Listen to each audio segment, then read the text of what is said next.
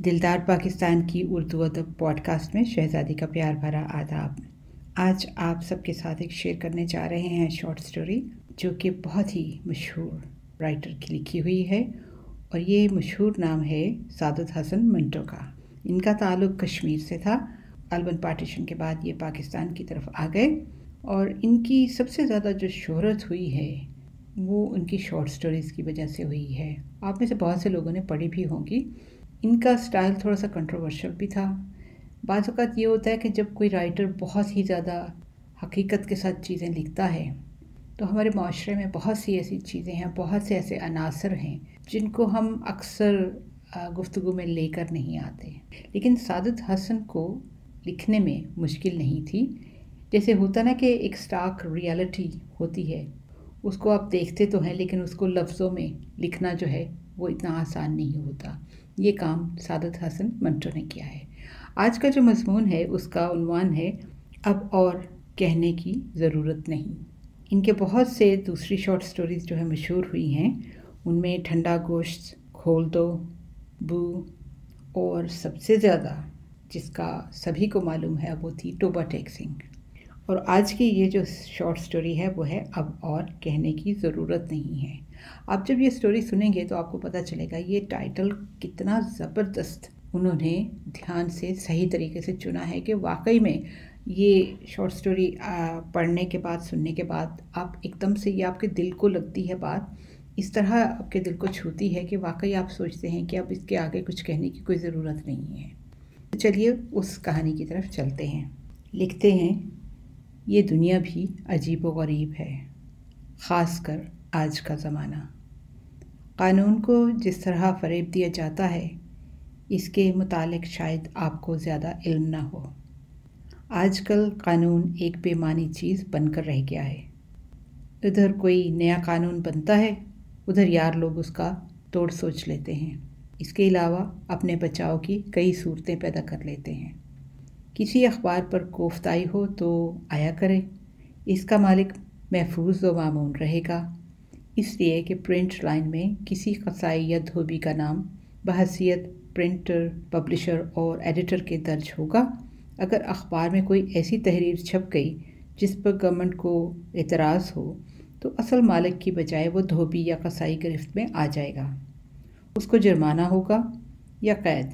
जुर्माना तो जाहिर है उसे अखबार का मालिक अदा कर देगा, मगर कैद तो वो अदा नहीं कर सकता।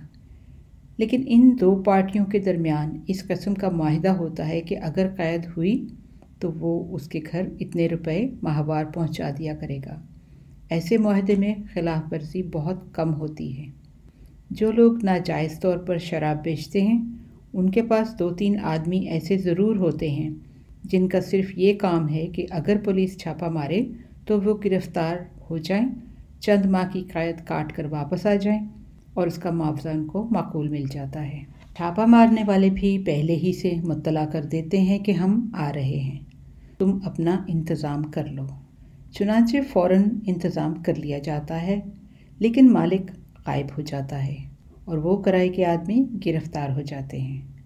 ये भी एक किस्म की मुलाजमत है। लेकिन दुनिया में जितनी मुलाजमतें हैं कुछ इसी किस्म की होती हैं। मैं जब अमीन पहलवान से मिला तो वो 3 महीने की कैद काट कर वापस आया था। मैंने उसे पूछा, अमीन इस दफ़ा कैसे जेल में गए? अमीन मुस्कुराया, अपने कारोबार के सिलसिले में। क्या कारोबार था? जो हो रहा है वही है। भाई बताओ ना। बताने की क्या ज़रूरत है? आप अच्छी तरह जानते हैं मगर खामखा मुझसे पूछ रहे हैं। मैंने थोड़े से तौक़्क़ुफ़ के बाद उसे कहा, अमीन तुम्हें आए दिन जेल में जाना क्या पसंद है? अमीन पहलवान मुस्कुराया, जनाब पसंद और नापसंद का सवाल ही पैदा नहीं होता। लोग मुझे पहलवान कहते हैं, हालांकि मैंने आज तक अखाड़े की शक्ल नहीं देखी। अनपढ़ हूँ, कोई और हुनर भी मुझे नहीं आता, बस जेल जाना आता है। वहाँ मैं खुश रहता हूँ, मुझे कोई तकलीफ़ महसूस नहीं होती। आप हर रोज़ दफ्तर जाते हैं क्या? वो जेल नहीं? मैं लाजवाब हो गया। तुम ठीक कहते हो अमीन, लेकिन दफ्तर जाने वालों का मामला दूसरा है। लोग उन्हें बुरी निगाहों से नहीं देखते। क्यों नहीं देखते? ज़िला कचहरी के नए मुंशी और क्लर्क हैं, उन्हें कौन अच्छी नज़र से देखता है। रिश्वतें लेते हैं, झूठ बोलते हैं और परले दर्जे के मक्कार होते हैं। मुझ में ऐसा कोई ऐब नहीं। मैं अपनी रोज़ी बड़ी ईमानदारी से कमाता हूँ। मैंने उससे पूछा, किस तरह? उसने जवाब दिया, इस तरह कि अगर किसी का काम करता हूँ और कैद काटता हूँ, जेल में मेहनत मशक्क़त करता हूँ और बाद में उस शख्स से जिसकी खातिर मैंने सज़ा भुगती थी मुझे 200-300 रुपया माहाना मिलता है तो ये मेरा मुआवजा है। इस पर किसी को क्या एतराज़ हो सकता है? मैं रिश्वत तो नहीं लेता, हलाल की कमाई हूँ। लोग मुझे गुंडा समझते हैं, बड़ा ख़तरनाक गुंडा, लेकिन मैं आपको बताऊं कि मैंने आज तक किसी के थप्पड़ भी नहीं मारा। मेरी लाइन बिल्कुल अलग है। उसकी लाइन वाकई दूसरों से अलग थी। मुझे हैरत थी कि 3-4 मरतबा कैद काटने के बावजूद उसमें कोई तब्दीली वाकई नहीं हुई। वो बड़ा संजीदा मगर गंवार किस्म का आदमी था जिसको किसी की परवाह नहीं थी। कैद काटने के बाद जब भी आता तो उसका वज़न कम अज़ कम 10 पाउंड ज़्यादा होता। एक दिन मैंने उससे पूछा, अमीन, क्या वहाँ का खाना तुम्हें रास आता है? उसने अपने मखसूस अंदाज में जवाब दिया, खाना कैसा भी हो, उसका रास करना आदमी का अपना काम है। मुझे दाल से नफ़रत थी, लेकिन जब पहली मर्तबा मुझे वहाँ कंकरों भरी दाल दी गई और रेत मिली रोटी तो मैंने कहा, अमीन यार, ये सबसे अच्छा खाना है, खा और खुदा का शुक्र बजा। चुनाचे मैं 1-2 रोज़ ही में आदी हो गया। मशक्क़त करता, खाना खाता और यूँ महसूस होता जैसे मैंने गंजे के होटल से पेट भरकर खाना खाया है। मैंने एक दिन उससे पूछा, तुमने कभी किसी औरत से भी मोहब्बत की है? उसने अपने दोनों कान पकड़ लिए। खुदा बचाए, इस मोहब्बत से मुझे सिर्फ अपनी माँ से मोहब्बत है। मैंने उससे पूछा, तुम्हारी माँ ज़िंदा है? जी हाँ, खुदा के फजल व करम से बहुत बूढ़ी है, लेकिन आपकी दुआ से उसका साया मेरे सर पर देर तक कायम रहेगा। और वो तो हर वक्त मेरे लिए दुआएं मांगती रहती है कि खुदा मुझे नेकी की हिदायत करे।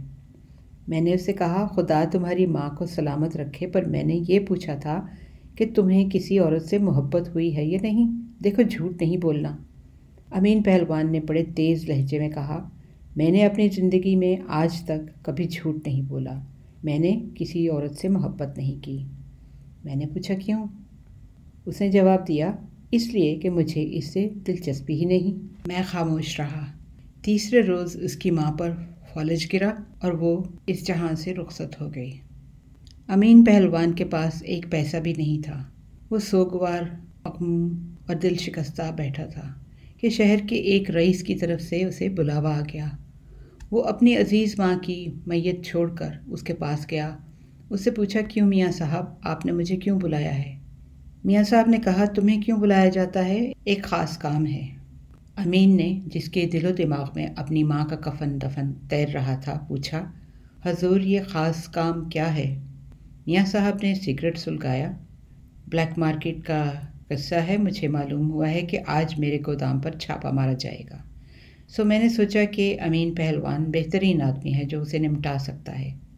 अमीन ने बड़े मकमूम और ज़ख्मी अंदाज में कहा, आप फरमाइए, मैं आपकी क्या खिदमत कर सकता हूँ? भाई, खिदमत विदमत की बात तुम मत करो। बस सिर्फ इतनी सी बात है कि जब छापा पड़े तो गोदाम के मालिक तुम होगे। गिरफ्तार हो जाओगे। ज़्यादा से ज़्यादा जुर्माना 5,000 रुपये होगा और 1-2 बरस की कैद। मुझे क्या मिलेगा? जब वहाँ से बाहर रहा होकर आओगे तो मामला तय कर लिया जाएगा। अमीन ने मियाँ साहब से कहा, हजूर, ये दूर की बात है, जुर्माना तो आप अदा कर देंगे, लेकिन कैद तो मुझे काटना पड़ेगी। आप बाकायदा सौदा करें। मियाँ साहब मुस्कुराए। तुमसे आज तक मैंने कभी वादा खिलाफ़ी की है? पिछली दफ़ा मैंने तुमसे काम लिया और तुमको 3 महीने की कैद हुई, तो क्या मैंने जेल खाने में हर किस्म की सहूलत मुहैया नहीं की? तुमने बाहर आकर मुझसे कहा कि तुम्हें वहाँ कोई तकलीफ़ नहीं थी। अगर तुम कुछ अरसे के लिए जेल चले गए तो वहाँ तुम्हें हर आसाइश होगी। अमीन ने कहा, जी ये सब दुरुस्त है, लेकिन क्या? अमीन की आंखों में आंसू आ गए। मियाँ साहब, मेरी माँ मर गई है। कब? आज सुबह। मियाँ साहब ने अफसोस का इजहार किया। कफना दफना दिया होगा। अमीन की आंखों से आंसू टप टप गिरने लगे। मियाँ साहब, अभी कुछ भी नहीं हो सका। मेरे पास तो अपने खाने के लिए भी कुछ नहीं है। मियाँ साहब ने चंद लम्हात हालात पर गौर किया और अमीन से कहा, तो ऐसा करो, मेरा मतलब है कि तजहीज़ व तफ़कीन का बंदोबस्त मैं अभी किए देता हूँ। तुम्हें किसी किस्म का तरद्दुद नहीं करना चाहिए। तुम गोदाम पर जाओ और अपनी ड्यूटी संभालो। अमीन ने अपनी मैली कमीज़ की आस्तीन से आंसू पोंछे। लेकिन मियाँ साहब, मैं अपनी माँ के जनाजे को कंधा भी न दूँ। मियाँ साहब ने फ़लसफ़ियाना अंदाज में कहा, ये सब रस्मी चीज़ें हैं। मरहूमा को दफनाना है सो ये काम बड़ी अच्छी तरह से हो जाएगा। तुम्हें जनाजे के साथ जाने की क्या ज़रूरत है? तुम्हारे साथ जाने से मरहूमा को क्या राहत पहुँचेगी? वो तो बेचारी इस दुनिया से रुखसत हो चुकी है। उसके जनाजे के साथ कोई भी जाए, क्या फ़र्क पड़ता है?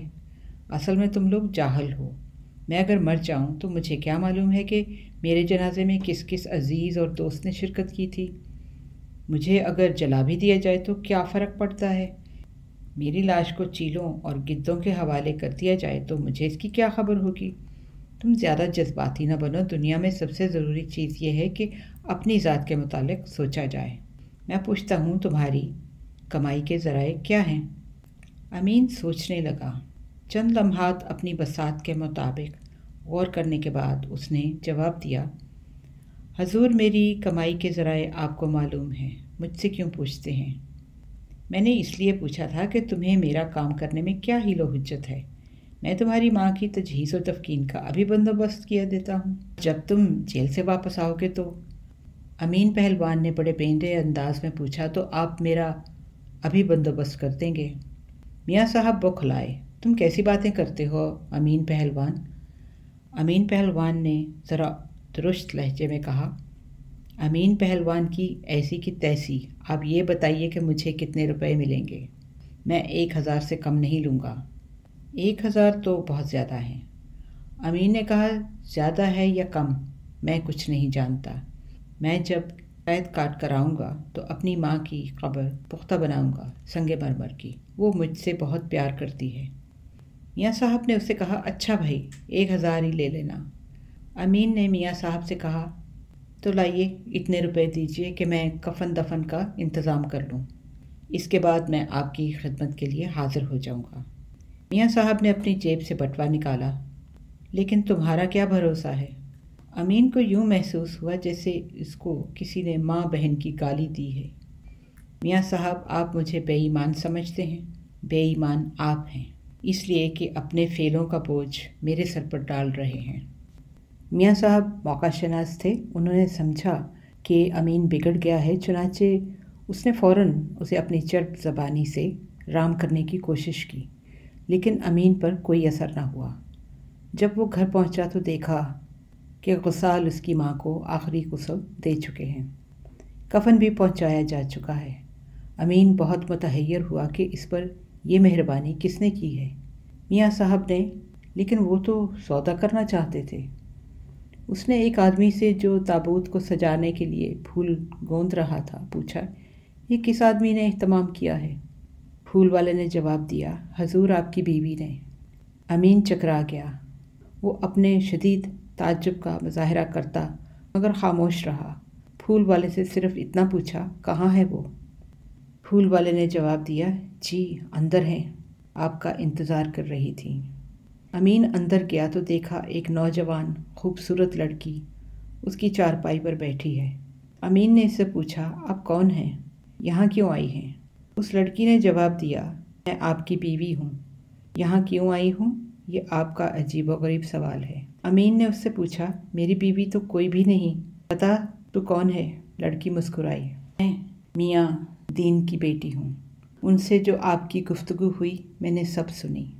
और अमीन ने कहा, और अब कहने की ज़रूरत नहीं। क्यों, कैसी लगी आपको ये कहानी? जैसा कि पहले कहा कि इस कहानी के बारे में कुछ कहने की ज़रूरत तो नहीं है, लेकिन सोचना ज़रूर पड़ता है। बहुत सी बातें हैं इस कहानी में सोचने के बारे में। सबसे पहली बात तो ये है कि सादत हसन मंटो की वफ़ात 1955 में हुई। उन्होंने जो हालात قانون کے حساب سے اس کہانی میں بیان کیے ہیں، کیا آپ کو لگتا ہے کہ واقعی یہ کوئی بہت پرانی بات ہے؟ کیا آپ کو لگتا ہے قانون میں کچھ تبدیلی آئی ہے، ہمارے معاشرے میں کوئی تبدیلی آئی ہے؟ اور یہ ہے وہ ایک ننگی حقیقت جس کو انہوں نے اس کہانی میں بیان کیا ہے، کیونکہ سچی بات تو یہ ہے کہ ہمارا معاشرہ جو ہے اگر غور سے دیکھیں تو بہت منافقانہ سا ہے۔ انگریزی کا لفظ جو ہے وہ ہے ہپوکریٹیکل۔ اگر اس طریقے سے ہم انگلش میں بات کریں تو شاید اتنی دل کو نہیں لگتی جتنی منافق لگتی ہے، کیونکہ ہم یہ لفظ جو ہے دوسروں کے لیے بہت دلیری سے استعمال کرتے ہیں۔ اور پھر کیا آج کل جو لوگ قانون کے ساتھ ایسی کھلواڑ کرتے ہیں، کیا ان کے گھروں میں کوئی ایسی بیٹیاں ہوں گی جن کے سر ندامت سے جھکتے ہوں گے؟ اگلی پوڈ کاسٹ میں آپ کے ساتھ ملاقات ہوگی۔ ہمارا ای میل ایڈریس ہے dildarpakistan@hotmail.com۔ Until next time, take care, God bless, اللہ حافظ۔